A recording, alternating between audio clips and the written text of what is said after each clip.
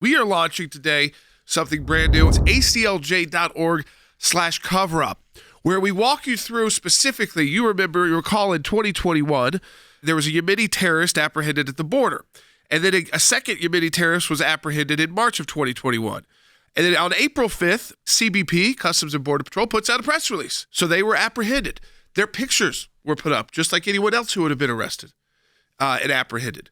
But then, just the same day that the release goes up, Logan, the release goes down. It was deleted because, Jordan, it changes the narrative. It changes the narrative because what they want you to believe is that there's no problem at the border and there aren't terrorists crossing the border. The political control at the FBI is so out of control that they are telling Customs and Border Patrol what press releases to put up. Yeah, and to take stuff down. I mean, it's like all the way about they tell narrative Twitter. instead of law enforcement. So while, again, we see the FBI show up a lot after a bad event occurs in the U.S., they tell us that they're stopping things, but then when we finally get a hint that people are doing their job, they want it taken down. Yeah, I Which think is, we should. to me, it's like, so whose narrative are you trying to protect? The American people or Joe Biden's? And if you're trying to protect Joe Biden's, then the whole role of the FBI has been destroyed. Let's be honest, we don't know if it's just these two that were on the terrorist watch list. There could be others because they're trying to cover this up. Thank God for our team at ACLJ. I tweeted out the link where people can raise their voice, get involved, hold this Biden administration to account, hold your government to account. Clearly, the media in Washington aren't doing it. ACLJ is going to have to step up and do it. So I want you to take a look at this. This is sort of the unveiling, the launch of aclj.org/coverup. In 2021, 2 Yemeni nationals on the FBI Terror Watchlist were caught by U.S. Border Patrol agents. This was a heroic moment. Deep state officials silenced the heroism of our border agents who put their lives on the line to keep us safe. The White House doesn't want you to know they've lost all control of the border.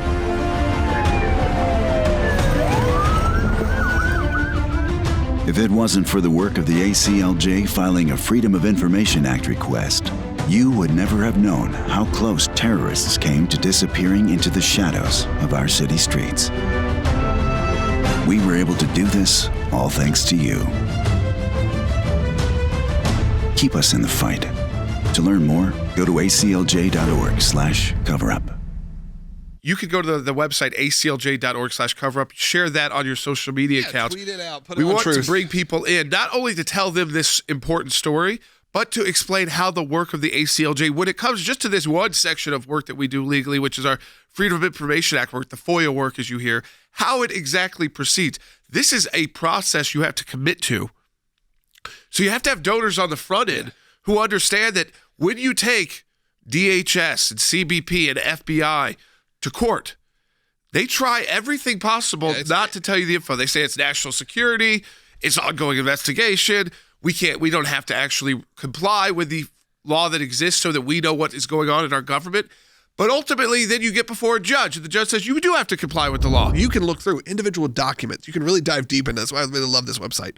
It's not just about a press release or a one-pager. You can go through all of the images of the actual terrorists. You can go through the images of all the documents that we got released. Some of the redacted, still see what they've redacted or not redacted.